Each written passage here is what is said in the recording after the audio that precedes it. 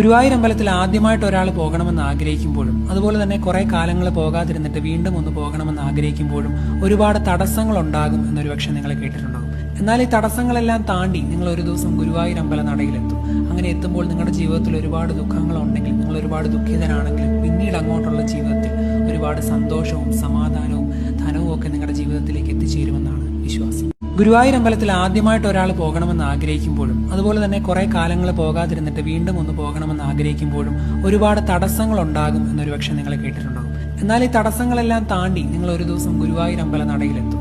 അങ്ങനെ എത്തുമ്പോൾ നിങ്ങളുടെ ജീവിതത്തിൽ ഒരുപാട് ദുഃഖങ്ങളുണ്ടെങ്കിൽ, നിങ്ങൾ ഒരുപാട് ദുഃഖിതരാണെങ്കിലും പിന്നീട് അങ്ങോട്ടുള്ള ജീവിതത്തിൽ ഒരുപാട് സന്തോഷവും സമാധാനവും ധനവും ഒക്കെ നിങ്ങളുടെ ജീവിതത്തിലേക്ക് എത്തിച്ചേരുമെന്നാണ് വിശ്വാസം.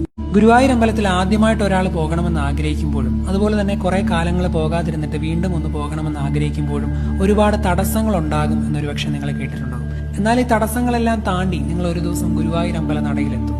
അങ്ങനെ എത്തുമ്പോൾ നിങ്ങളുടെ ജീവിതത്തിൽ ഒരുപാട് ദുഃഖങ്ങളുണ്ടെങ്കിൽ